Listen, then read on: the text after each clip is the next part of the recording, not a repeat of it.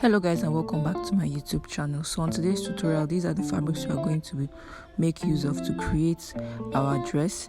Let's get right into it. So guys, I went ahead to cut my pattern out already and placed it on the fabric, and I just went around. As you can see, I created a marking of 1/2 inch round the pattern on those areas you see me pointing at. I didn't create 1/2 inch everywhere. These are just the areas I've made 1/2 inch from the center part. If you watch my previous video, you will see why I slit the center part of the bustier, because we are going to be applying a yoke to this dress, and that is why we made our center bustier the way it is right now. So guys, right now I'm just cutting out the fabric, and as you can see, that part already has an allowance, so I did not add 1/2 inch all over that area. I only added the 1/2 inch allowance at the top area after adding all our measurements. So this is the back right now, and we're also going to create our 1/2 inch allowance. The reason why the length of the pattern on the fabric is longer than the pattern paper is because the pattern paper I made use of was really short, and that was why it's looking like that. So I had to add extra inches to it as well, not because I actually wanted an extra allowance. The pattern paper was too short, and that's why the length is looking the way it is. I just added 1/2 inch allowance to the other sides, and as you can see, I'm doing the same thing for the yoke. I went ahead to use our pattern paper to cut our yoke and left 1/2 inch allowance at the bottom part and at the top part. And guys, if you're making something like this, please make sure to use a lace that is not a stretchy fabric, like a non-stretch lace, because I really had issues when I was making this because this lace was really stretchy. And as you can see, the cutting at the neckline area was just 1 inch, but after sewing it was more than what I needed for my neckline for the turtleneck. So take note. Here I'm cutting the bottom part of the dress, and you can see I placed my tape from 17 inches to 38 inches, which was the full remaining measurement we needed for the dress, and I added 2 inches folding allowance for the bottom part. So from 17 inches to 18 inches was what I took, and I just marked out my hip line and my waistline to know where to impute my measurement. And here I'm just adding my measurement divided by 4, and I added 2 inches sewing allowance, and I just ruled that all the lines together and I cut it out.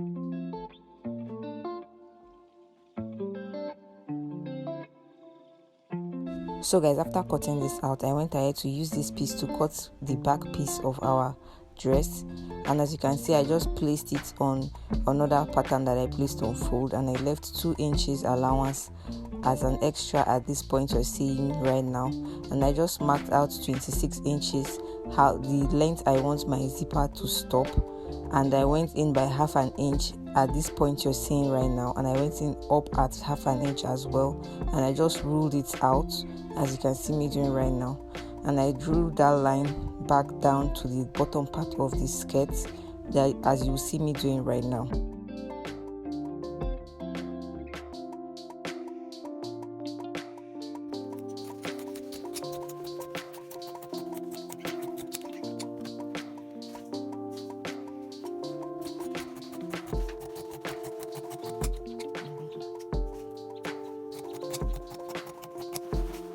So this is what we have. This is our front piece and this is our back piece.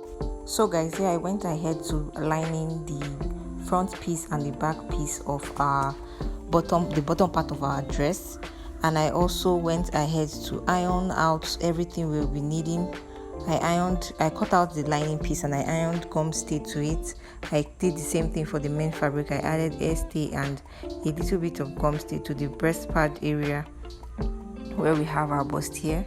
So this is the back piece, and this is me showing you how I'm going to sew that across by 1/2 inch.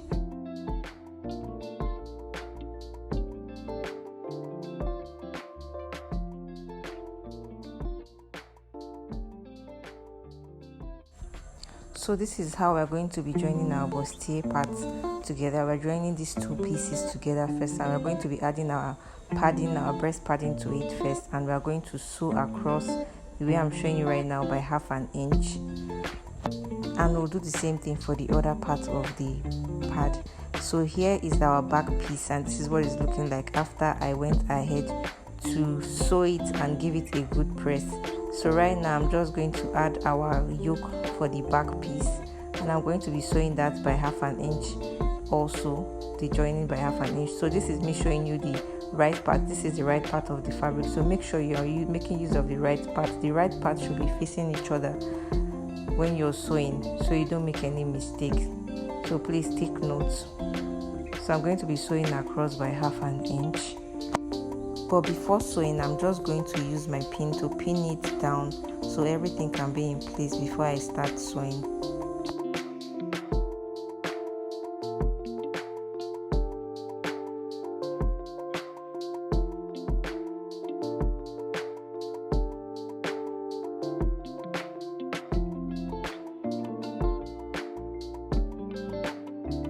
So guys, when you sew it, this is what it's going to be looking like. So I'm going to go ahead and sew that. So for the front, if you watched our last video, you know how we did this perfectly. But if you've not seen that video, I'm going to leave a link in the description below so you can go ahead and watch that video. But basically, I made a notch at that area you're seeing right here. I made a notch, and from that point I just used my pin to pin it down so everything can be in place before I start sewing. So make sure you pin it down, and you're going to be sewing this by 1/2 inch as well.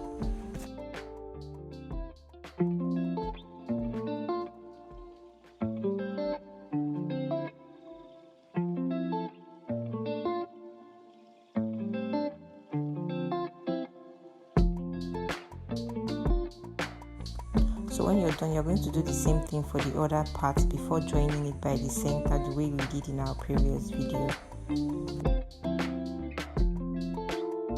So guys, I just want to show you what the back piece is looking like after we were done adding our lining to it. This is our lace in the middle, and this is what we did. And after sewing by 1/2 inch, I trimmed out the excess and I just made a notch. So this is what it's looking like after I was done doing that. This is what it is looking like. Make sure you press your work very well. So this is the front. Like I said, if you missed our last video, please go ahead and check it out. I explained this in detail in our last video. So this is what it's looking like after I added the lining, and I'm going to do the other part as well. So this is what it's looking like right now. So I'm just going to line in this part. So guys, I went ahead to join our top piece and our bottom piece together, and this is what it's looking like. And I also did the same for the back, and I added our zipper. Guys, please, if you're doing this, do not do what I did right here. I made use of a black zip instead of a white one, so please make sure you take that correction. I'm just doing this for the purpose of this video. So as I said earlier, for the neckline, after joining this by 1/2 inch, I discovered that my neckline was really wide because the net was stretchy, very stretchy. So guys, I was just trying to create the cape she had on her waist. I'm going to put a picture on the screen so you will see what I was trying to do, but the fabric was not enough, so I had to like improvise here. So this was what I had to do to create that. And because the fabric was not enough, I had to, after cutting this out, I had to place it on another part of the fabric to recut it so it would be long enough to fit on my client's waist.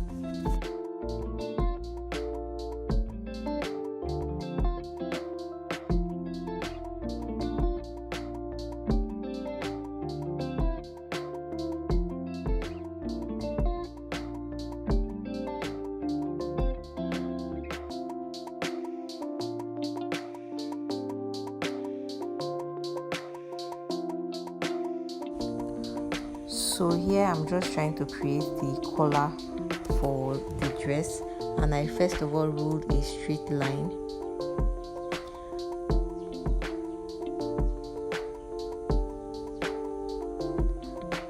After ruling the line, I brought the dress to measure the neckline. Like I said earlier, the neckline was too wide.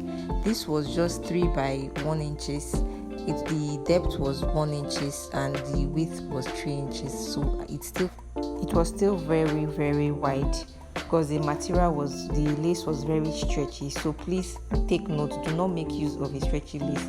So I just took the measurements and I imputed the one I got at the front divided by 2.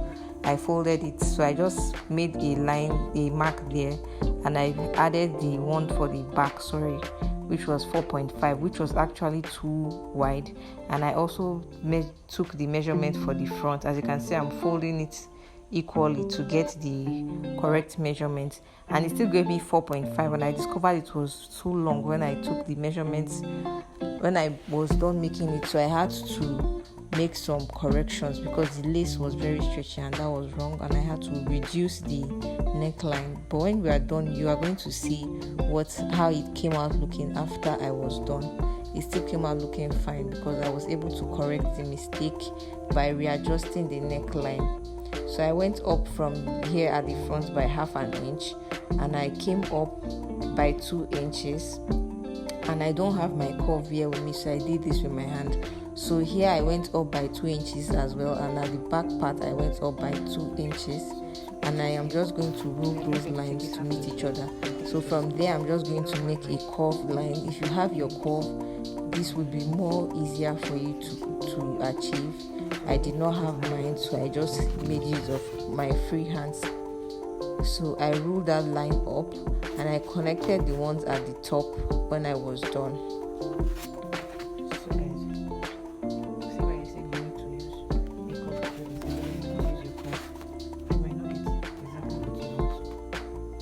So here I was just readjusting the neckline because it was not giving what I wanted. That is why I am recommending you make use of your curve ruler. So I just ruled out the line and joined everything together.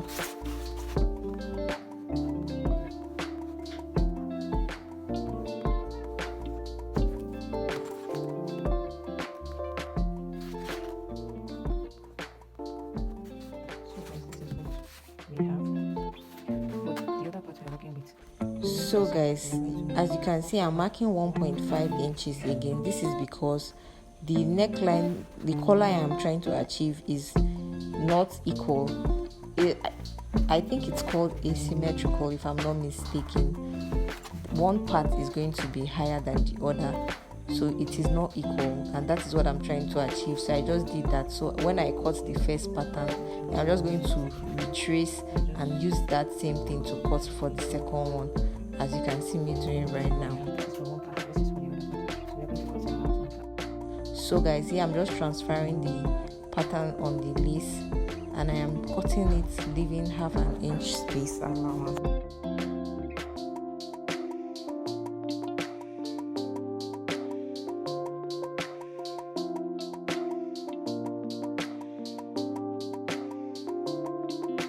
So like I said earlier, after cutting the 2 inches, I cut out 1/2 inch and made it 1.5 inches, and I'm just cutting that out as well, leaving sewing allowance so we can be able to sew that out.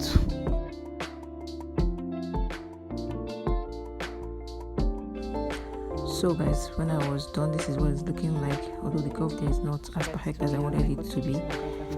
So I used it to cut Ankara fabrics. I cut 2 each, one to join with the lace and and the other one to serve as a lining piece, as you can see. So I used those ones to sew them together. I sewed it together, and I used the other piece, that piece you're seeing right now, I used it as the lining piece. So after sewing, this is what it's looking like, and I ironed stay on the lining piece, and I'm just pinning it down so I can sew them around together.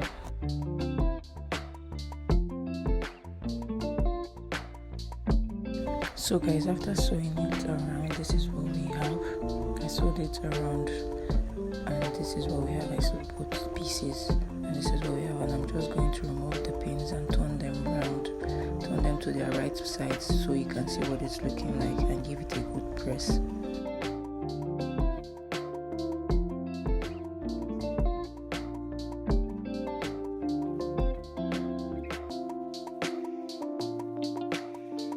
So guys, as you can see on one of the collars, we have 2 loops. That's because we are going to have a button at the end, so my clients can be able to wear it properly. So that's what it's looking like. That's what the loop is looking like. So this is what it's looking like when I'm joining it together, and we are just going to go over and apply this on the main dress. So now to do this, we are just going to take one piece first of all,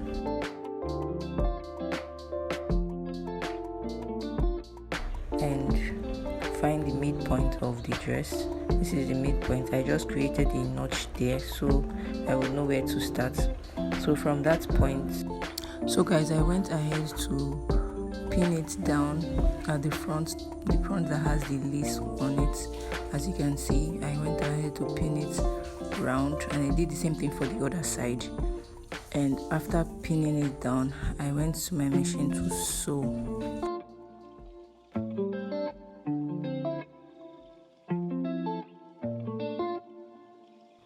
So guys, this is what it's looking like after I was done sewing.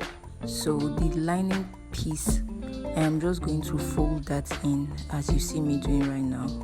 I folded it in, and I pinned this part again, and I went to my machine to sew on it. That place you see me pointing, that's where the line you're supposed to sew on, so be very careful here.